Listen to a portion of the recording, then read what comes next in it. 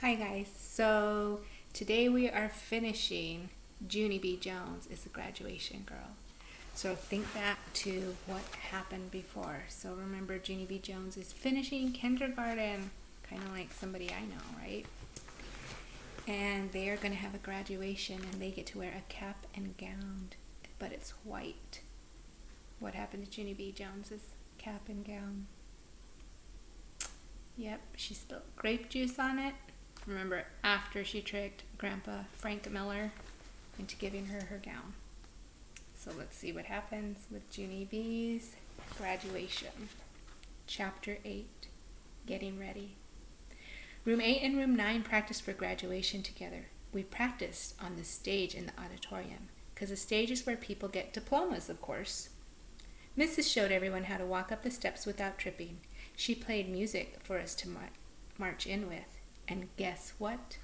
Room 9 marched better than Room 8, except Polly Allen Puffer kept bowing really silly, and Lenny kept stepping on people's heels.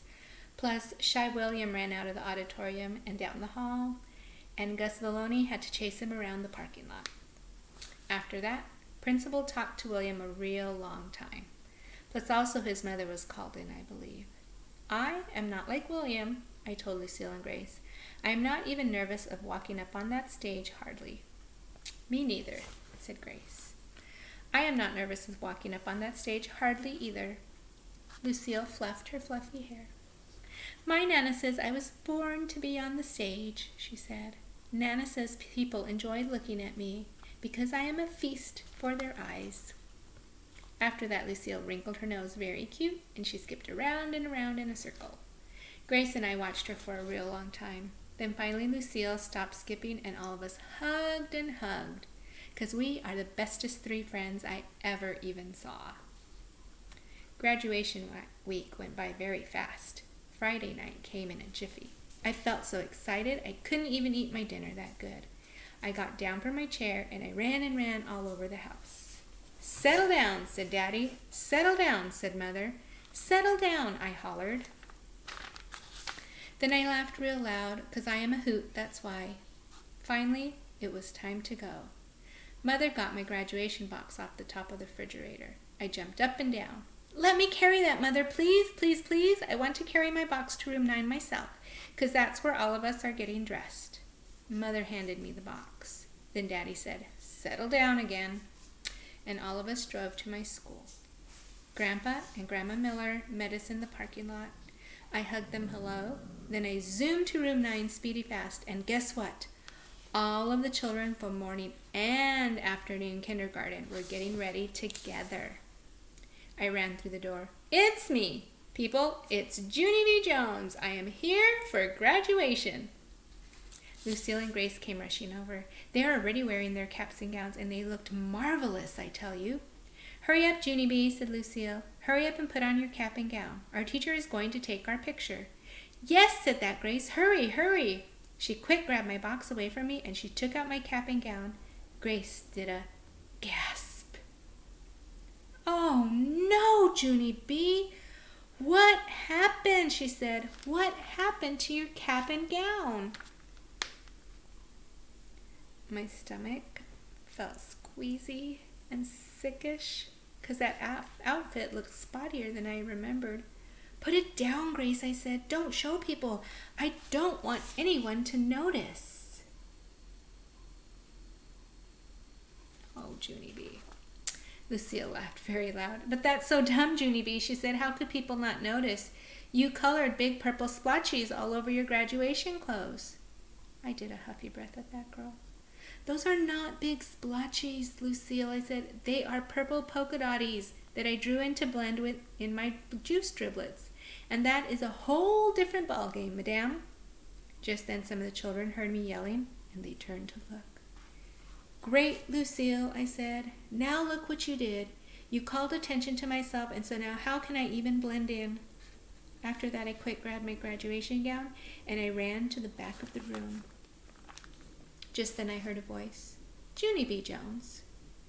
I looked to the front of the room. It was my teacher. Mrs. stretched her neck to look back at me. Is there a problem back there, Junie B? She asked. I shook my head real fast. No, Mrs. No, I said, there isn't a problem, I promise, and so please do not come back here, and I mean it. Mrs. came back there. Now what do you know? All of room 9 came with her. Mrs. took my cap and gown out of my hands, and the children laughed and laughed at that thing. What kind of dumb gown do you call that? Said Meanie Jim. I know, said Polly Allen Puffer. It's the kind of gown that a clown would wear. Yeah, shouted Jim. It's a purple spotty clown gown. After that, the laughing got louder and louder. I put my hands over my ears to keep it out of my head. Then I tried to tell them about Raggedy Larry and the driblets and my purple-colored marker, but my nose started running very much, and I couldn't even talk that good. Finally, I started to cry, and guess what? Then nobody laughed anymore. Chapter 9. The time of my life. Mrs. took me into the hall, and she wiped my face with a tissue, and we talked about my graduation gown. Mrs. said I would look darling in that dotty thing, 'cause purple is her favorite color, plus grape juice is her favorite kind of drink. I kept on crying, 'cause I didn't actually buy it, that's why. Pretty soon, Mother and Daddy came hurrying to room 9. They brought Grandpa Miller with them. Their eyes popped out at my spotty dotty gown. I'm sorry, please don't yell at me, I said, 'cause I'm already crying, see. Plus wearing this dumb clown gown will be punishment enough. Mother and Daddy didn't yell. They said we would talk about this problem later.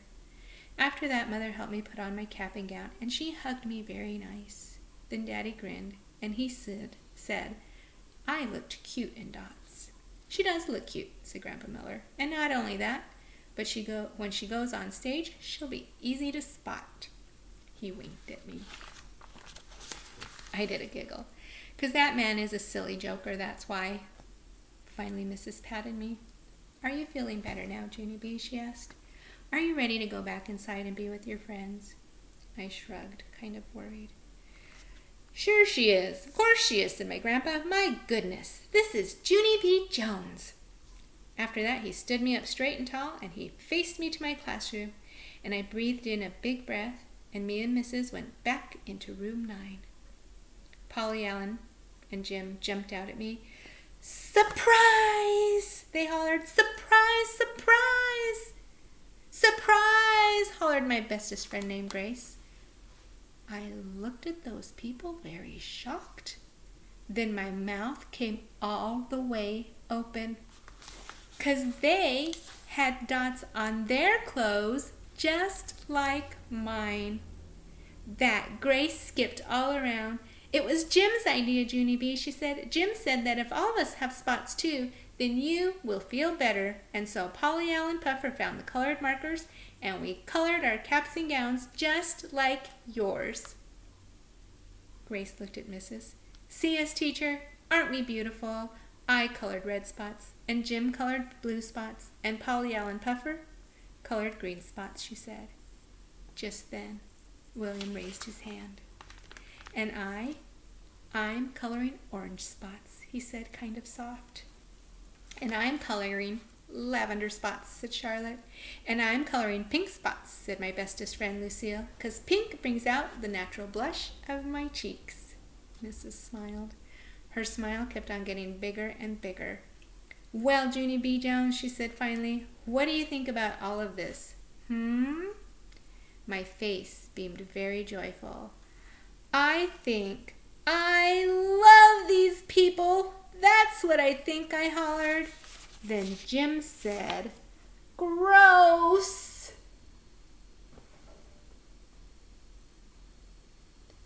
All the kids in their spotty gowns. And Polly Allen Puffer said, gross too. And after that, all of room 9 laughed and laughed. And this time, even me. Graduation finally got started. The roommate teacher walked up the steps of the stage, and she said hello to all the people. Then Mrs. walked up the steps of the stage too. She was still smiling.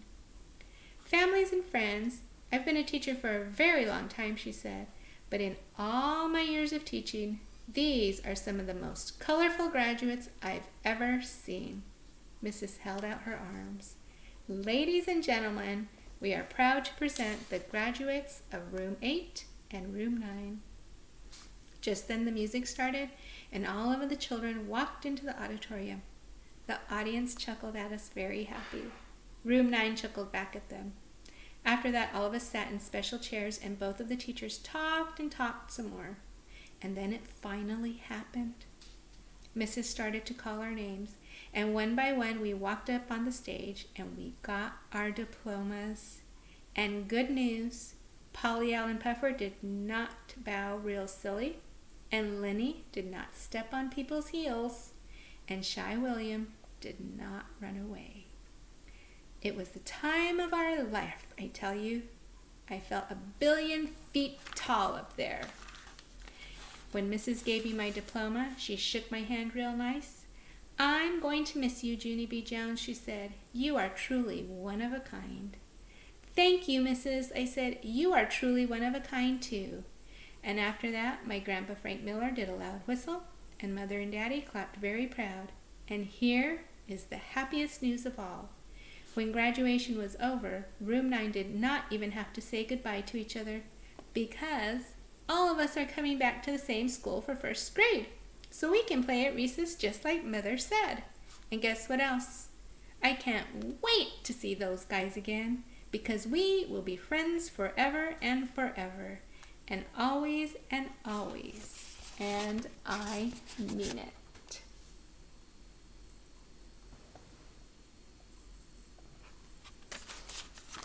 And that's our last Junie B. book.